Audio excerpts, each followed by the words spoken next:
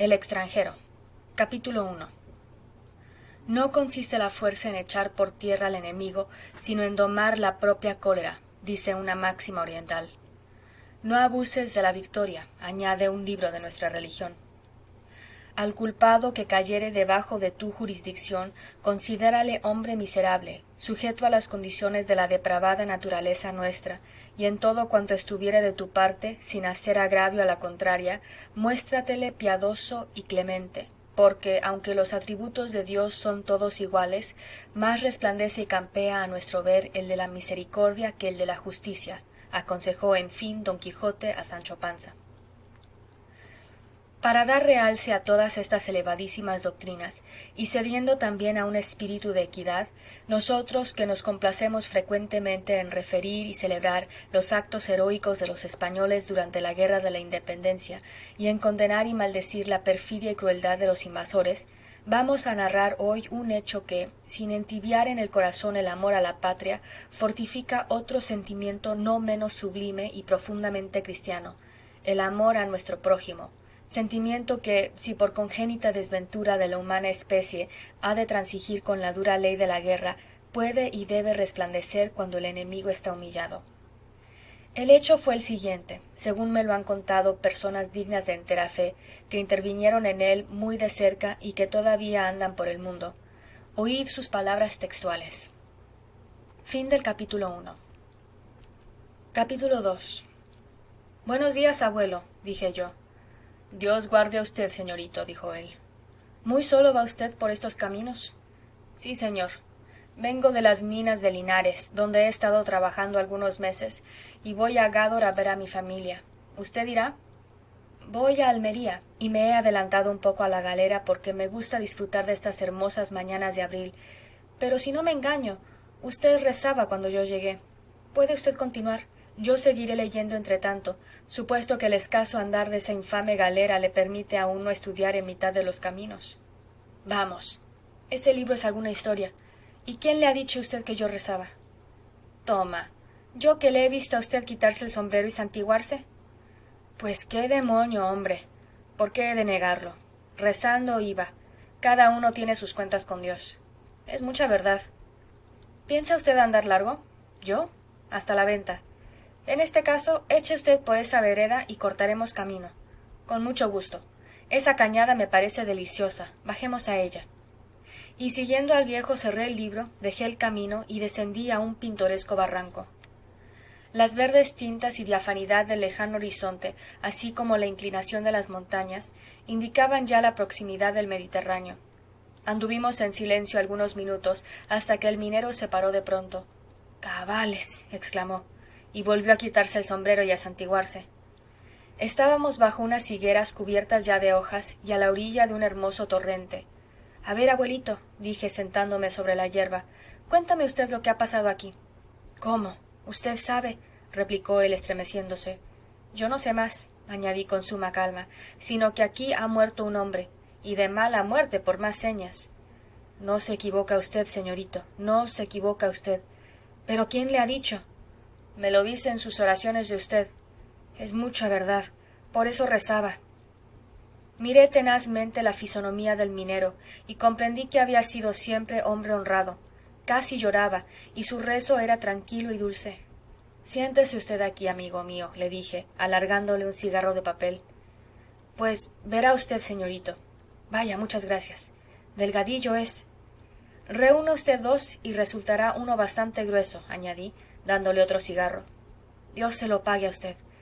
Pues, señor, dijo el viejo, sentándose a mi lado, hace 45 años que una mañana muy parecida a esta, pasaba yo casi a esta hora por este mismo sitio. 45 años, medité yo. Y la melancolía del tiempo cayó sobre mi alma. ¿Dónde estaban las flores de aquellas 45 primaveras? Sobre la frente del anciano blanqueaba la nieve de 70 inviernos. Viendo él que yo no decía nada, echó unas yescas, encendió el cigarro y continuó de este modo. Flojillo es. Pues, señor, el día que le digo a usted, venía yo de Gérgal con una carga de barrilla, y al llegar al punto en que hemos dejado el camino para tomar esta vereda, me encontré con 2 soldados españoles que llevaban prisionero a un polaco. En aquel entonces era cuando estaban aquí los primeros franceses, no los del año 23, sino los otros. Ya comprendo. Usted habla de la guerra de la independencia. Hombre, pues entonces no había usted nacido. Yo lo creo. Ah, sí. Estará apuntado en ese libro que venía usted leyendo. Pero lo mejor de estas guerras no lo rezan los libros. Ahí ponen lo que más acomoda, y la gente se lo cree a puño cerrado. Ya se ve. Es necesario tener 3 duros y medio de vida, como yo los tendré en el mes de San Juan, para saber más de 4 cosas. En fin, el polaco aquel servía a las órdenes de Napoleón, del bribonazo que murió ya, porque ahora dice el señor cura que hay otro, pero yo creo que ese no vendrá por estas tierras. ¿Qué le parece a usted, señorito? ¿Qué quiere usted que yo le diga? Es verdad, su merced no habrá estudiado todavía de esas cosas. Oh, el señor cura, que es un sujeto muy instruido, sabe cuándo se acabarán los mamelucos de Oriente y vendrán a Gádor los rusos y moscovitas a quitar la Constitución, pero entonces ya me habré muerto. Con que vuelva a la historia de mi polaco.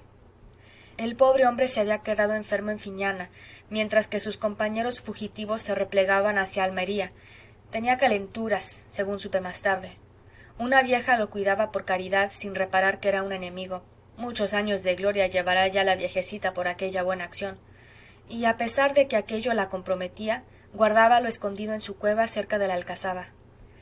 Allí fue donde, la noche antes, 2 soldados españoles que iban a reunirse a su batallón y que por casualidad entraron a encender un cigarro en el candil de aquella solitaria vivienda, descubrieron al pobre polaco, el cual, echado en un rincón, profería palabras de su idioma en el delirio de la calentura.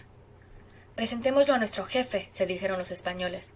Este bribón será fusilado mañana y nosotros alcanzaremos un empleo. Iwa, que así se llamaba el polaco, según luego me contó la viejecita, llevaba ya 6 meses de tercianas y estaba muy débil, muy delgado, casi ético. La buena mujer lloró y suplicó, protestando que el extranjero no podía ponerse en camino sin caer muerto a la media hora, pero sólo consiguió ser apaleada por su falta de patriotismo. Todavía no se me ha olvidado esta palabra, que antes no había oído pronunciar nunca. En cuanto al polaco, figúrese usted cómo miraría aquel lance. Estaba postrado por la fiebre y algunas palabras sueltas que salían de sus labios, medio polacas, medio españolas, hacían reír a los 2 militares. Cállate, Didón, perro gabacho, le decían. Y a fuerza de golpes lo sacaron del lecho. Para no cansar a usted, señorito, en aquella disposición, medio desnudo, hambriento, bamboleándose, muriéndose, anduvo el infeliz 5 leguas. 5 leguas, señor. ¿Sabe usted los pasos que tienen 5 leguas? Pues es desde Fiñana hasta aquí, y a pie, descalzo.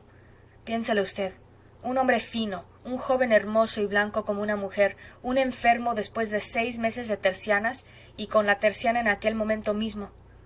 ¿Cómo pudo resistir? Ah, no resistió. ¿Pero cómo anduvo 5 leguas? Toma, a fuerza de bayonetazos.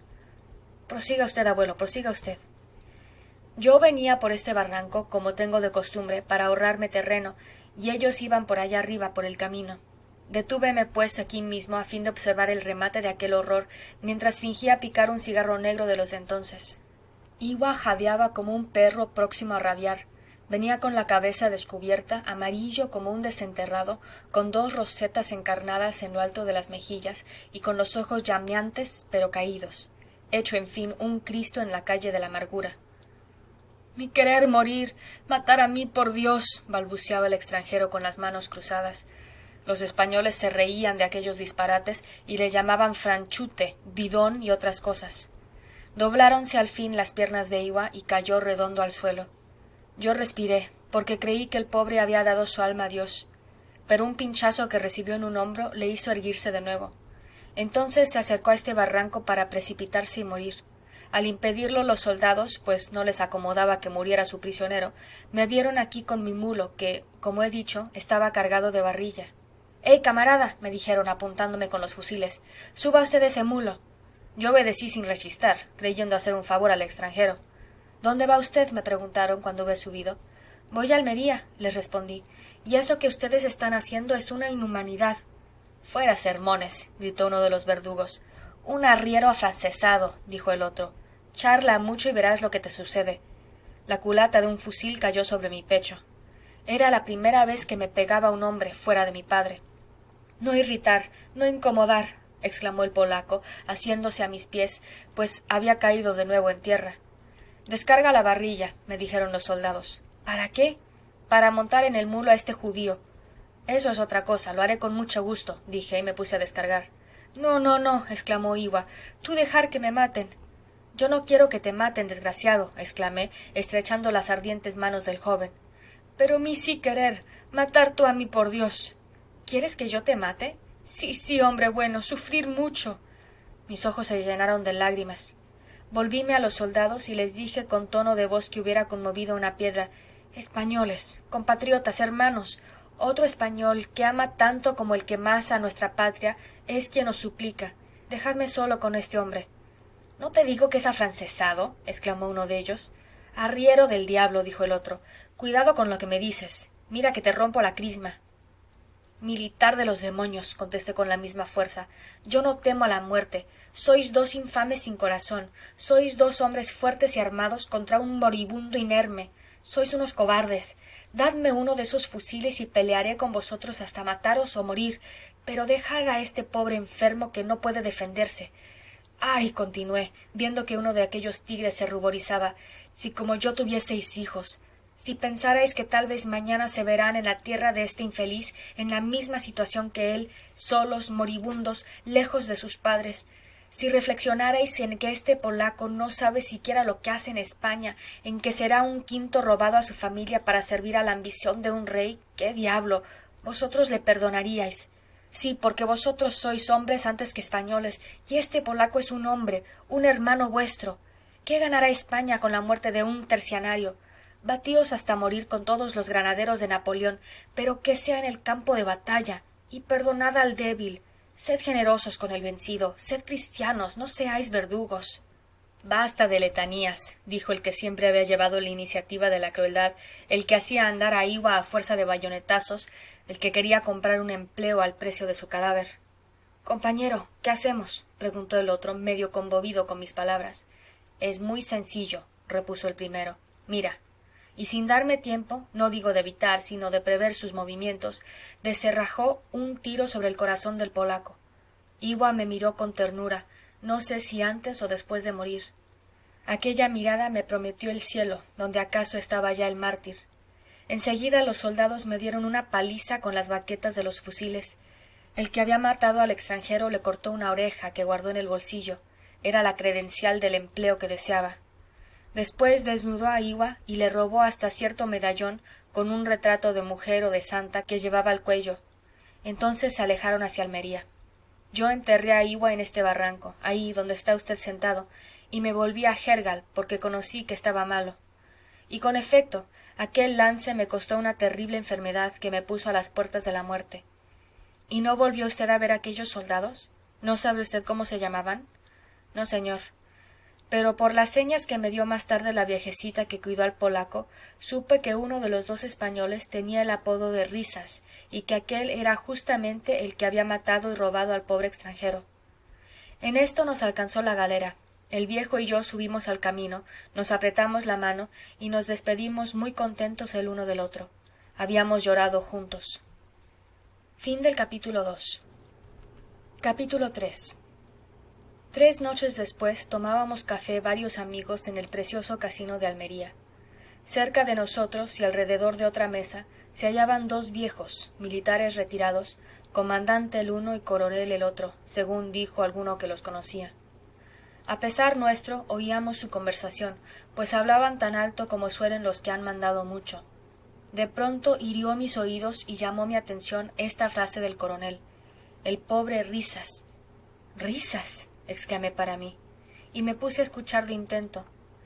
El pobre Risas, decía el coronel, fue hecho prisionero por los franceses cuando tomaron a Málaga, y de depósito en depósito fue a parar nada menos que a Suecia, donde yo estaba también cautivo, como todos los que no pudimos escaparnos con el marqués de la Romana. Allí lo conocí, porque intimó con Juan, mi asistente de toda la vida, o de toda mi carrera, y cuando Napoleón tuvo la crueldad de llevar a Rusia, formando parte de su grande ejército, a todos los españoles que estábamos prisioneros en su poder, tomé ordenanza a Risas. Entonces me enteré de que tenía un miedo cerval a los polacos o un terror supersticioso a Polonia, pues no hacía más que preguntarnos a Juan y a mí si tendríamos que pasar por aquella tierra para ir a Rusia, estremeciéndose a la idea de que tal llegase a acontecer. Indudablemente a aquel hombre, cuya cabeza no estaba muy firme por lo mucho que había abusado de las bebidas espirituosas, pero que en lo demás era un buen soldado y un mediano cocinero, le había ocurrido algo grave con algún polaco, ora en la guerra de España, ora en su larga peregrinación por otras naciones.